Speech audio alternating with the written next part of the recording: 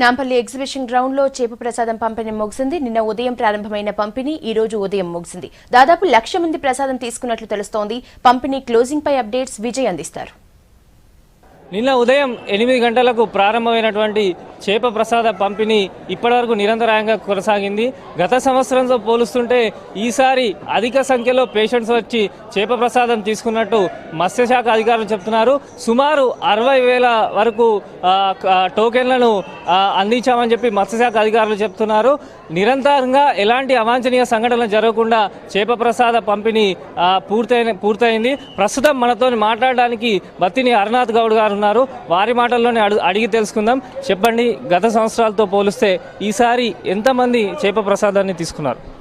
ఇప్పుడు మేము 8:30 నుండి అన్నం చేసి కూడా మేము 6:30కు మా ఇంటి దగ్గర అవన్నీ ఇది చేసి కార్యక్రమాలు చేసుకొని ఇక్కడ అర్ధగంట ముందే 8 కొట్టిన నుంచి 8:30 నుండి అన్నది 8 కొట్టిన నుంచి మొదలుపెట్టి ప్రశాంతతగా 33 కౌంటర్లలో కూడా ఇక్కడ రాత్రి 12 వరకు కూడా ఇచ్చాము. కొత్తగా ప్రతి సంవత్సరం చేయండి ఇంటెలిజెన్స్ వాళ్ళు చెప్పడం వల్ల ఎక్కువ మంది వస్తారు అని చెప్పడం వల్ల కూడా మేము 5 ప్లేస్లలో కూడా ఇచ్చాము. ఇక్కడ గురుద్వారాలు, మళ్ళీ తర్వాత అగ్రవాల్ సేవాదాలు, బద్రి విశాల్ పన్నాలాల్ పిత్తి ట్రస్ట్, ఇంకా మళ్ళీ అగ్రవాల్ సమాజ్లో, ఇక్కడ మళ్ళా ఎగ్జిబిషన్ క్లబ్లో ఇవన్నిట్లో కూడా ఇచ్చి దీన్ని సక్సెస్ఫుల్ చేసుకొచ్చాము.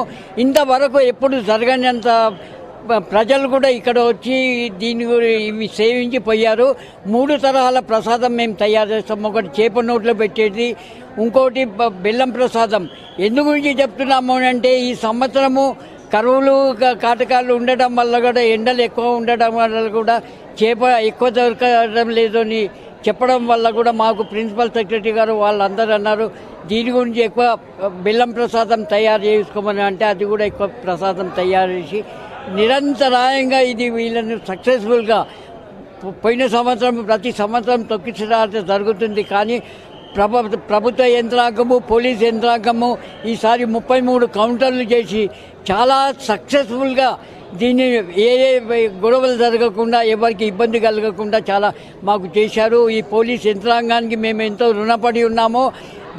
అలాగనే అందరికీ కూడా చాలా నిరంతరంగా కూడా ఇది జరిగింది. ఇప్పుడు నాంపల్లి ఎగ్జిబిషన్ గ్రౌండ్కు రాని వాళ్ళకు ఈ చేప ప్రసాద పంపిణీ ఎక్కడ చేయబోతున్నారు? ఇక్కడ దూద్బోలి, అక్కడ కవాడిగూడ, మన కూకుడుపల్లి, వనస్థలిపురము, ఇవన్నీ జాగాలలో కూడా మా 5 అన్నదమ్ములు ఉన్నారు. ఆ 5 అన్నదమ్ముల ఇండ్లలో కూడా ఇస్తుంటాము. నిరంతరాయంగా ఎవరికి ఏమీ ఇబ్బంది కలగకుండా కూడా ఇప్పుడు ట్రైన్లు దొరకక, ప్లేన్లు దొరకక, సమయానికి రాక ఇది వరుసగా 4 సంవత్సరాలు వేసుకోవాలి. ఏ ఒక్క సంవత్సరం తప్పినా కూడా వాళ్ళ కంటిన్యూషన్ తప్పుతుంది. అందువల్ల అక్కడ మా ఇళ్లలో కూడా వేస్తుంటాము.